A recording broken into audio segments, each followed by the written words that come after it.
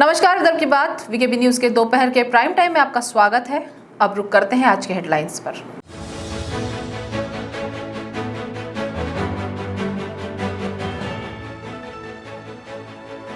नागपुर जिले के कन्हान नदी में 5 युवकों की डूबने से मौत।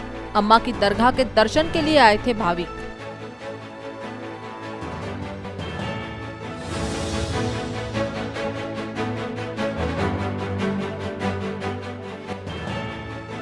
बिजली बिल के मुद्दे पर भारतीय जनता युवा मोर्चा का प्रदर्शन। ऊर्जा मंत्री नितिन राउत पर आम जनता से पक्षपात करने का आरोप।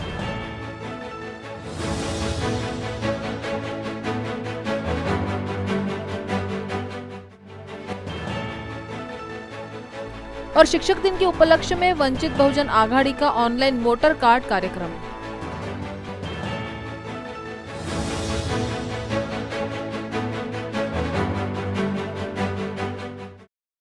और अब खबरें विस्तार से। नागपुर जिले के कन्हान में शनिवार सुबह 5 श्रद्धालुओं की डूबकर मौत हो जाने का मामला सामने आया है। सभी श्रद्धालु यवतमाल से कन्हान अम्मा की दरगाह के दर्शन के लिए पहुंचे हुए थे, जहां नदी में नहाते समय 5 श्रद्धालु डूब गए। यवतमाल के दिग्रस से नागपुर अम्मा की दरगाह के दर्शन के लिए पहुंचे 5 श्रद्धालुओं की कन्हान नदी में डूबकर मौत हो गई है। घटना रविवार सुबह की बताई जा रही है, जब अम्मा की दरगाह जाने के लिए 4 लोग कन्हान नदी में नहाने के लिए उतरे। उनको डूबता देख उनका एक मित्र उसे बचाने के लिए पानी में कूद पड़ा।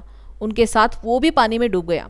सैयद अरबाज, ख्वाजा बेग, सप्ताहिन शेख, अय्याज बेग, मोहम्मद आखुजर ऐसे मृतक के नाम बताए जा रहे हैं, जो यवतमाल जिले के दिग्रस के रहने वाले हैं। कन्हान पुलिस को जैसे ही इस मामले की जानकारी मिली, वैसे पुलिस ने डूबे हुए लोगों को ढूंढने का कार्य शुरू किए जाने की जानकारी सूत्रों द्वारा प्राप्त हुई है। दिग्रस यवतमाल। हाँ, हम 13 लोग आए। ओके। ड्राइवर मिला के 13 लोग। हाँ, ओके। बाकी सब गाड़ी में सोए हुए थे। हाँ। और 5 लोग बोले हम नहा के आते बोले। हाँ। तो यहाँ पे नहाने के लिए आए। रात को इधर कब आए थे तुम? हम यहाँ पे 4:30 बजे पहुँचे यहाँ पे। पहले कहाँ आए थे? ताजाबाद गए थे? ताजबाग में 5:15 बजे ताजबाग में 7:30 बजे वहाँ से ताजबाग से निकले हम यहाँ पे दिग्रस के आने के लिए, यहाँ पे आने के लिए। तो फिर बाद में यहाँ नहाने के लिए आए वो, तो सब डूब गए थे। फिर वो एक लंबा सा लड़का था लक्की नाम का, वो उनको बचाने के लिए गया, वो भी चले गए। उसके हाथ में सब डूब गए थे बोले तो कितने लोग गए अंदर? 4 लोग गए पहले 4। तो वो नहा रहे थे, तो उनको बचाने के लिए एक वो लंबा सा लगा गया। ओके। तो वो भी चले गए साथ में। तो उनके साथ में ही थे ना? हाँ, नहीं मैं वहाँ से आ रहा था तब मैंने उसको देखा। बोले तो ये 5 को तो पहचानता है? हाँ, तेरे साथ में ही थे? सभी यवतमाल के दिग्रस के हैं? 13 लोग आए हुए। डूबते समय तुमने देखा? हाँ। क्या नाम है तुम्हारा? मोहम्मद कयास, मोहम्मद ज़हीर। पानी पड़ रहा था, तो नदी को पानी पड़ रहा था, तो मैंने क्या करा, भाभी को फ़ोन लगाया, मतलब बच्चे को बेचा, छोटे वाले को, मेरे वाले। मतलब जा भाभी का दुकान का सामान है तो निकाल के रख दे अलग। हाँ, फिर वहाँ से आए तो ये बैठे उधर ऐसे जैसे वहाँ से मैंने देखा था, वहाँ से फिर दौड़ते आया मैं वहाँ तक गया, तो मेरे को एक भी आदमी नहीं दिखा कोई इनमें से। मेरे को 4 का नाम बताया, 4 गए करके। मेरे को कौन भेजा है वो है क्या वो ये?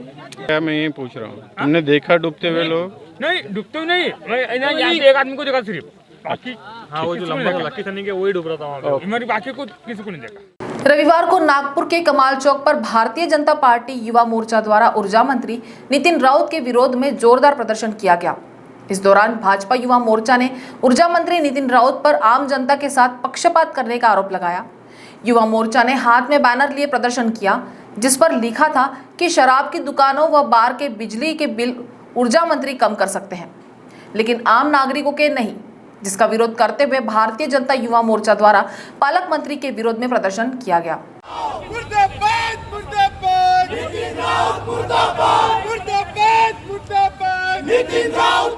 महाराष्ट्रामध्ये दारूच्या दुकानाचे बिल कमी केले, बियर बारचे बिल कमी केले, पण गोरगरीब झोपडपट्टीत राहणाऱ्या सामान्य माणसाचे 1 रुपयाचं बिल कमी केलं नाही। आणि त्यांचे मुलं आंदोलन करतात, आंदोलन करायचा अधिकार सगळ्याला आहे, पण आधी त्यांनी आपल्या वडिलांना सल्ला द्यावा, की ह्या समाजातल्या गोरगरीब लोकांना ज्या प्रकारे त्यांचं बिल 1 रुपयाचं बिल कमी केलं नाही, हजारोंचे बिल अजूनही आहे, शेतकऱ्यांचं बिल कमी केलं नाही, आत्महत्या करण्याची वेळ आणि अंधारात झोपण्याची वेळ आमच्या सामान्य लोकांवर आली आहे। आज गोरगरीब लोकांवर अन्याय करण्याचं काम आणि या काँग्रेसचे लोक आणि हे नितीन राऊत करत आहे। फक्त यांना फक्त मोठ्या मोठ्या लोकांना उद्योगपतींना भेटण्यासाठी वेळ आहे, पण सामान्य माणसासाठी एकही पैशाची वेळ यांना नाही. हे सरासरी गोरगरीब लोकांवर अन्याय करण्याचा प्रयत्न नितीन राऊत आणि हे महाविकास आघाडी करत आहे.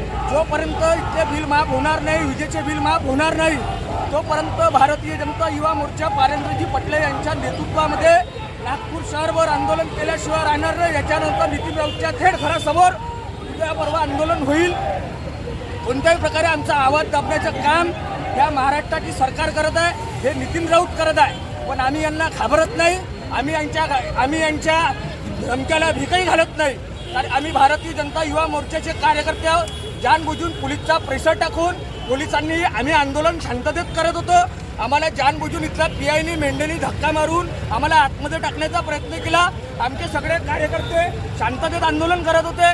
जबरदस्ती येता बरोबर पोलिसांनी आमच्यावर धाक टाकला आणि आम्हाला बळजबरीनं अंदर टाकण्याचा प्रयत्न करत आहे. आंदोलन करणं हा आमचा अधिकार आहे. सामान्य माणसाला वारंवार जे बिल येत आहे ते बिल कमी करण्यासाठी आम्ही आमचे नेते देवेंद्रजीच्या नेतृत्वापासून, प्रवीणजीच्या नेतृत्वापासून, आदरणीय आमचे आमदार कृष्णाभाऊ खोपडे यांच्या नेतृत्वापर्यंत सगळे आमचं नेतृत्व आंदोलनाच्या लाईट बिलच्या वाढीव बिलच्या विरोधामध्ये आंदोलन करत आहे.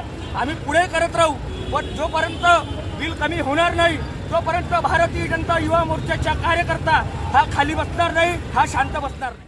शिक्षक दिन के उपलक्ष्य में रविवार को उत्तर नागपुर के आवड़े बाबू चौक पर वंचित बहुजन आघाड़ी द्वारा कार्यक्रम का आयोजन किया गया। इस दौरान वंचित बहुजन आघाड़ी द्वारा नए इलेक्शन कार्ड ऑनलाइन तरीके से बनाकर दिए गए।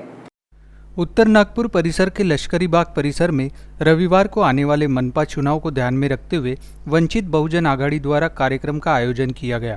शिक्षक दिन के उपलक्ष्य में आयोजित कार्यक्रम में जिन लोगों के मतदान पहचान पत्र नहीं बने उन्हें ऑनलाइन तरीके से वोटिंग कार्ड बनाकर दिए गए। गौरतलब है कि आगामी मनपा चुनाव को देखते हुए सभी राजनीतिक पार्टियां जनता की ओर अपना ध्यान खींचने में लगी हुई है, जिसके तहत इस कार्यक्रम को भी देखा जा रहा है। जबकि जिन लोगों के वोटिंग कार्ड अब तक नहीं बने थे उन लोगों के लिए वंचित का कार्यक्रम बेहद उपयोगी रहा। जय भीम।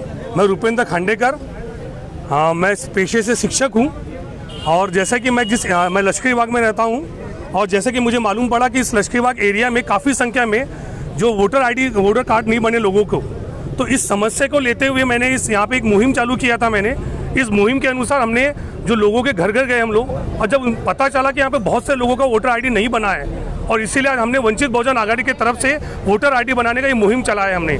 आज शिक्षक दिन बोले, खुद मैं एक शिक्षक हूँ और शिक्षक का ये पेशा है कि पढ़ाने के अलावा भी समाज में एक जागरूकता फैलाए, और उस जागरूकता फैलाने के साथ साथ जो ये बड़ा जो काम है कि वोटर आईडी नहीं बना है उसको हमने आज ये चालू किए वंचित बहुजन आघाड़ी के तरफ से। धन्यवाद। जय भीम। मी राहुल वानखेडे, वंचित बहुजन आघाडी पूर्व विदर्भ संयोजक। आज 5 सप्टेंबर हा 5 सप्टेंबर दिन हा भारतामध्ये शिक्षक दिन म्हणून साजरा करण्यात येतो आणि त्या शिक्षक दिनाचं निमित्त साधून आम्ही वंचित बहुजन आघाडीतर्फे इथे वोटर आयडी बनवण्याचा कार्यक्रम सुरू केलेला आहे। तसेच वंचित बहुजन आघाडीच्या मेंबरशिपचा देखील कार्यक्रम इथं सुरू आहे। वोटर आयडीच्या पाठीमागे जी भूमिका आहे ते शिक्षकाची भूमिका आहे। त्याचं कारण असं आहे की जेव्हापर्यंत या देशाचे मतदार हे जागरूक होणार नाही तेव्हापर्यंत या देशामध्ये खऱ्या अर्थानं लोकशाही रुजणार नाही। आज जी लोकशाही आपण बघतो आहे ती लोकशाही नसून एक लोकशाहीचा एक सांगाळा इथं उभा झालेला आहे आणि त्या सांगाळ्याला कारणीभूत जर कोणी असेल तर या देशातले मतदार आहेत। या मतदाराची जागरूकता आजपर्यंत झाली नाही। मतदाराचे जे अधिकार आहेत, मतदाराच्या ज्या पद्धतीनं भारतीय संविधानानं एक महत्त्वपूर्ण घटक म्हणून या लोकशाहीमध्ये त्यांना मताचा अधिकार दिलेला आहे, त्या मताच्या अधिकाराची किंमत देखील या मतदारांना माहीत नाही आणि म्हणून या देशाच्या लोकशाहीमध्ये अजून यशस्वी अशी पावलं या देशाच्या लोकशाहीनं टाकलेली नाहीत। 70 वर्ष झाली या देशाच्या स्वातंत्र्याला, परंतु हे जे समाज शिक्षकाची भूमिका जी आहे, शिक्षक दिन फक्त शाळेत शिकवणं म्हणजे शिक्षक होत नाही। समाज शिक्षक हे समाज शिक्षकाचं जे काम आहे ते समाज शिक्षकाचं काम महात्मा ज्योतिराव फुल्यांनी केलं। सावित्रीबाई फुल्यांनी केलं, बाबासाहेब आंबेडकरांनी केलं आणि आंबेडकरी चळवळीमध्ये फुलेशाहू आंबेडकरी चळवळीमध्ये जे लोक काम करतात ते सारेच्या सारे लोक हे समाज शिक्षक आहेत आणि समाजाला जागृत करण्याचं काम करतात। आज माझ्यासोबत हे सर्व समाज शिक्षक आहेत आणि या समाज शिक्षकातूनच आपल्याला समाज घडवायचा है। दीक्षाभूमि स्मारक समिति में पहली बार परिवार के बाहर के किसी व्यक्ति को सदस्य के रूप में नियुक्त किया जाएगा। अभी तक समिति में किसी सदस्य की मृत्यु के बाद उनके परिवार से ही किसी को सदस्य बनाया जाता था। इसका अपवाद आर्य नागार्जुन सुरेश ससई है, जो अब समिति में 4 रिक्त सीटों को भरने के लिए समुदाय के बीच से एक चयनित व्यक्ति को नियुक्त करने पर सहमत हुए हैं। दीक्षाभूमि डॉक्टर आंबेडकर कॉलेज में आयोजित स्मारक समिति की बैठक में सदस्यों ने बढ़ चढ़कर भाग लिया। नामों को लेकर चर्चा चलती रही, कुछ विवादित मुद्दे भी सामने आए। हालांकि बैठक के बाद भी किसी का नाम तय नहीं किया गया। डॉक्टर बाबा साहेब आंबेडकर स्मारक समिति दीक्षाभूमि के निदेशक मंडल के 4 सदस्य सदानंद फुलझेले, विजय चिकटे, पुरुषोत्तम भागवत और एक सदस्य का निधन हो गया है। उनके स्थान पर नए सदस्यों का चयन करने के लिए बैठक की गई। रिक्त सदस्यों के स्थान पर नए सदस्यों के नाम पर चर्चा की गई। एक विचार न होने से रोष में आकर समिति के अध्यक्ष भदंत आर्य सुरेश ससाई बैठक से बाहर आ गए। कुछ घंटे बाद वह लौटे। तब तक चर्चा बहुत आगे निकल चुकी थी। इस चर्चा के दौरान डॉक्टर कमल गवई के नाम पर सहमति बनी थी। शेष 3 सीटें प्रसिद्ध वकीलों, लेखकों, डॉक्टरों और समाज के प्रतिष्ठित व्यक्तियों द्वारा भरे जाने पर चर्चा हुई। हालांकि बचे हुए सदस्यों में एक भंते को भी शामिल करने को लेकर बात हुई, लेकिन नाम तय नहीं किया जा सका। राष्ट्रीय स्वयंसेवक संघ की 2 दिवसीय समन्वय बैठक के अंतिम दिन संघ से जुड़े सभी संगठनों के कोरोना महामारी के चलते लंबित हुए कार्यों को गति देने की अपील की गई है। 2 दिनों तक चली बैठक में सभी संगठन प्रमुखों ने अपने कार्यों का लेखा जोखा रखा और ये सामने आया कि कोरोना के चलते संगठनों के कार्यों की गति मंद हुई है। सर संघचालक सहित मुख्य पदाधिकारियों ने मार्गदर्शन करते हुए अब प्रलंबित कार्यों को गति देने की अपील की है। जानकारी के अनुसार विश्व हिंदू परिषद की ओर से मंदिरों को खोलने और भारतीय किसान संघ की ओर से दिल्ली में चल रहे किसान आंदोलन पर चर्चा हुई है। भारतीय किसान संघ भी केंद्र सरकार द्वारा लागू किए गए 3 किसान विधेयकों में संशोधन करने के पक्ष में है। इसके खिलाफ वो 8 सितंबर को आंदोलन भी करने वाला है। इस विषय पर भी बैठक में चर्चा की खबर है। हालांकि अधिकृत रूप से कोई जानकारी नहीं दी गई है। बैठक में संघ से जुड़े 36 संगठनों के प्रमुख शामिल हुए थे। सभा को पूरी तरह से गोपनीय रखा गया था। सर संघचालक डॉक्टर मोहन भागवत, सर कार्यवाह दत्तात्रेय होसबोले, पूर्व सर कार्यवाह भैयाजी जोशी व अन्य पदाधिकारियों ने भी बैठक को संबोधित कर मार्गदर्शन किया। संघ प्रचार प्रमुख सुनील आंबेकर ने स्पष्ट किया कि ये एक सामान्य बैठक है, लेकिन दावा किया जा रहा है कि बैठक में राजनीतिक विषयों पर भी चर्चा हुई है। खासकर 5 राज्यों में होने वाले विधानसभा चुनाव की तैयारी को लेकर संघ व भाजपा के कार्यकर्ताओं को कुछ संदेश जरूर मिलने वाला है। इस बैठक में संघ ने ग्रामीण व्यवस्था सुधार के अलावा प्राकृतिक खेती पर जोर दिया है।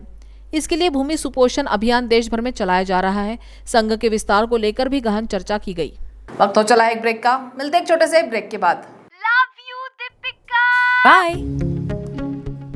सब जानना चाहते हैं मेरा फेवरेट कलर, मेरा फेवरेट डेस्टिनेशन, मेरी फेवरेट डिश, पर कोई ये नहीं पूछता कि फेवरेट डिश मैं बनाती कैसे हूँ। अरे यार, जिसे टेस्टी खाना पसंद है वो अच्छे टेस्ट तक पहुँच ही जाता है। सुरुचि मसाले, खाने में हो रुचि तो घर लाइए सुरुचि। अपने सपनों की उड़ान भरने की इच्छा तो हर किसी की होती है, पर पंख भी तो मजबूत होने चाहिए जो देता है flywheel aviation academy. Flywheel aviation academy एक ऐसा इंस्टीट्यूट है जहां पर एयरलाइंस एंड एयरपोर्ट हॉस्पिटैलिटी और टूरिज्म मैनेजमेंट, साथ ही यहां campus interview, guidance by industry expert, practical training at airport, expert faculty, personal grooming जैसे कई सारे बेनिफिट्स आप पा सकते हैं। Flywheel aviation academy, 1 degree 3 job opportunities. Flywheel aviation academy gives you a degree और diploma with a job. Flywheel aviation academy, 365 Gandhinagar, LAD college square, beside Karnataka bank, Nagpur. तो break के बाद आपका स्वागत है। केंद्रीय मंत्री नितिन गडकरी ने कहा कि अवयव दान से अनेकों को जीवन दान मिलता है। हर व्यक्ति ने अवयव दान का संकल्प लेना चाहिए। अब लाइसेंस में ही अवयव दान करने की मंजूरी अंकित की जा रही है। इस वजह से दुर्घटना में मृत व्यक्ति के अवयव दान के लिए पूछताछ की जरूरत नहीं पड़ेगी। उन्होंने बताया कि अब महामार्गों पर दुर्घटना होने पर जल्द वैद्यकीय मदद के लिए हेलीकॉप्टर की भी व्यवस्था की जाएगी। क्षेत्रीय अवयव प्रत्यारोपण समन्वय केंद्र IMA, वीनामती व रोटरी क्लब के संयुक्त तत्वावधान में अवयव प्रत्यारोपण मुहिम में शामिल होने वालों का सत्कार किया गया। प्रमुख अतिथि केंद्रीय मंत्री नितिन गडकरी, वनामती संचालक डॉक्टर माधवी खोड़े चवरे, क्षेत्रीय अवयव प्रत्यारोपण समन्वय केंद्र के अध्यक्ष डॉक्टर विभावरी दानी, सचिव डॉक्टर संजय कोलते, IMA अध्यक्ष doctor Sanjay Devtale, rotary club अध्यक्ष डॉक्टर जेरिस्टिन वॉचमेकर उपस्थित थे। गडकरी ने कहा कि अवयव दान के बारे में समाज में जनजागृति की आवश्यकता है। वैद्यकीय सुविधाएं अपग्रेडेड हो गई है। निर्धन व जरूरतमंदों को सरकारी अस्पतालों में बेहतर सुविधाएं उपलब्ध कराने का प्रयास किया जा रहा है। प्रास्ताविक भाषण डॉक्टर विभावरी दानी ने दिया। इस अवसर पर अवयव दान करने वाले परिजनों, ग्रीन कॉरिडोर में हिस्सा लेने वाले पुलिस अधिकारी, डॉक्टर्स का सत्कार किया गया। रेल यात्रियों को बेहतर सुविधाएं प्रदान करने के उद्देश्य से नागपुर स्टेशन पर 5 लिफ्ट लगाई जाएगी। जल्द ही इस बारे में काम शुरू हो जाएगा। ये जानकारी मध्य रेल नागपुर मंडल की मंडल रेल प्रबंधक रुचा खरे ने 156वीं मंडल रेल उपयोगकर्ता सलाहकार समिति की सभा में दी। इस ऑनलाइन सभा में समिति के 17 सदस्यों ने हिस्सा लिया। मध्य रेल नागपुर मंडल की मंडल रेल प्रबंधक रुचा खरे ने सदस्यों को जानकारी दी कि मंडल के तहत कुल 22 लिफ्ट का प्रावधान है, जिनमें नागपुर में 5, वर्धा में 3, आमला में 3, बल्हार शाह में 3, चंद्रपुर में 4, पुलगांव में 3 और अजनी में 1 लिफ्ट लगाई जानी है। जबकि वर्धा पर 5, बैतुल, धामनगांव एवं पांढुर्ना के अलावा अजनी में 2 और सेवाग्राम में 3 लिफ्ट लगाई जा चुकी है। वहीं अजनी स्टेशन पर एस्केलेटर भी लगाया गया है। DRM खरे ने अधिक जानकारी देते हुए बताया कि कोरोना महामारी के बीच अनलॉक की प्रक्रिया शुरू होने के पश्चात यात्री सेवाएं अलग अलग चरणों में शुरू की गई। वर्तमान में नागपुर मंडल के तहत करीब 92 मालगाड़ियां और 5 पार्सल ट्रेनों का संचालन किया जा रहा है, जो हर दिशा के स्टेशनों को कवर करती हैं। वित्तीय वर्ष 2021-2022 की शुरुआत में कोरोना की वजह से यात्री यातायात तथा माल यातायात प्रभावित हुआ। कोरोना काल के लॉकडाउन के समय में नागपुर मंडल ने पार्सल तथा माल यातायात से जीवनदायक वस्तुएं, कृषक माल को अपने गंतव्य स्थान तक समय से पहुंचाया। वहीं मंडल के सभी प्रमुख स्टेशनों पर लगातार यात्री सुविधाओं का विस्तार किया जा रहा है। इनमें हाई लेवल प्लेटफॉर्म, स्टेशनों का कवर ओवर प्लेटफॉर्म बढ़ाना, फुट ओवर ब्रिज, बरोरा में पर 3 kWp का solar plant, solar based mobile charging point, emergency light आदि शामिल है। साथ ही कई स्टेशनों पर तकनीकी कार्य भी तेजी से पूरे किए जा रहे हैं। इस दौरान अपर मंडल रेल प्रबंधक मनोज तिवारी, सीनियर DCM कृष्णाथ पाटिल तथा अन्य शाखा अधिकारी उपस्थित थे। राष्ट्रसंत तुकडोजी महाराज नागपुर विद्यापीठ के मूल्यांकन के लिए राष्ट्रीय नामांकन व श्रेयांकन परिषद NAC की 3 सदस्यीय टीम ने 3 दिनों तक निरीक्षण किया। विविध विभागों का निरीक्षण, प्राध्यापकों से चर्चा, विविध प्राधिकरण सदस्यों से संवाद के बाद विद्यापीठ को बंद लिफाफा सौंपकर रवाना हो गई। अब दिल्ली स्थित मुख्यालय में रिपोर्ट सौंपी जाएगी। उम्मीद है इसी महाविद्यापीठ को NAC का ग्रेड मिल जाएगा। NAC की टीम ने विद्यापीठ के सभी विभागों का निरीक्षण किया, अनुसंधान सहित पेटेंट कार्यों की भी जानकारी ली। अंतिम दिन NAC ने एग्जिट मीट ली। इसमें विद्यापीठ के बारे में अपने विचार व्यक्त किए। पश्चात बंद लिफाफा सौंपा जाता है। इस लिफाफे में NAC द्वारा विद्यापीठ के विकास और सुधार के बारे में सुझाव दिए गए हैं। उक्त लिफाफा NAC द्वारा नामांकन दिए जाने के बाद ही खोला जाएगा। इस बार NAC का मूल्यांकन इसलिए भी महत्वपूर्ण था कि विद्यापीठ 2 वर्ष बाद अपने स्थापना के 100वें वर्ष में पदार्पण करेगा। किसी भी विद्यापीठ के लिए शतक पूरा करना उपलब्धियों से भरा होता है। यही वजह है कि विद्यापीठ प्रशासन को भी उम्मीद है कि इस बार भी अपना स्तर बनाए रखने में सफल हो सकेगा। पिछली दफा विद्यापीठ को A ग्रेड मिला था। माना जा रहा है कि NAC की टीम ने विज्ञान संकाय के सभी विभागों के कामकाज के बारे में समाधान व्यक्त किया है। पूर्व केंद्रीय राज्य मंत्री प्रदीप कुमार जैन ने कहा कि केंद्र की मोदी सरकार लाभ कमाने वाली सरकारी कंपनियों और संपत्तियों को अपने उद्यमी दोस्तों को बेचने की तैयारी कर रही है, जिसे कांग्रेस बर्दाश्त नहीं करेगी। देश की संपत्ति भाजपा की नहीं बल्कि यहाँ की जनता के खून पसीने की कमाई है। उन्होंने कहा कि रेलवे के 400 स्टेशन और 90 ट्रेनों को बेचने की घोषणा की गई, लेकिन किसी यूनियन, विपक्षी दलों और जनता को भरोसे में नहीं लिया, चर्चा तक नहीं की। ये तालिबानी तानाशाही यहाँ नहीं चलने दी जाएगी। नागपुर में पत्रकारों से चर्चा में प्रदीप कुमार जैन ने कहा कि रेलवे, सड़क, बंदरगाह, एयरपोर्ट, वेयरहाउस आदि सब ये सरकार बेच रही है, जबकि प्रधानमंत्री नरेंद्र मोदी ने अपने निर्वाचन क्षेत्र में रेलवे कर्मचारियों से कहा था कि वे रेलवे का निजीकरण नहीं करेंगे। अब चोर दरवाजे से कुछ चुनिंदा धन्ना सेठों को देने का षड्यंत्र किया जा रहा है। सरकार का काम व्यापारी बनकर प्रॉफिट कमाना नहीं बल्कि गरीब जनता तक लाभ पहुंचाने और उन्हें विकास की मुख्य धारा में साथ जोड़ना है। सत्ता में बैठे लोग झूठों के बादशाह हैं। ये लोगों को आपस में लड़ाना चाहते हैं और इनका कोई डाटा भी अधिकृत नहीं होता है। इनकी कोई योजना देश हित में नहीं है। जनता के हाथ में कटोरा पकड़ा दिया गया है। उन्होंने कहा कि संसद में बिना चर्चा किए कुछ भी लागू किया तो कांग्रेस बर्दाश्त नहीं करेगी।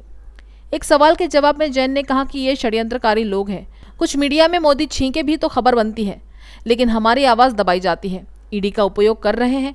नेताओं की फ़ोन टैपिंग व जासूसी हो रही है, लेकिन सच की जीत होगी। आने वाले समय में हम जनता तक अपनी आवाज़ पहुंचा पाएंगे। यूपी चुनाव में हम पहले से बेहतर करें और जो सर्वे अभी आए हैं वे प्रायोजित है। उन्होंने कहा कि प्रियंका गांधी के नेतृत्व में चुनाव लड़ेंगे। उन्होंने दावा किया कि 2024 में कांग्रेस केंद्र की सत्ता में लौटेगी। तो प्राइम टाइम न्यूज़ में इतना ही। आपसे कल फिर मुलाकात होगी। तब तक बने रहिए बीकेबी न्यूज़ के साथ। नमस्कार।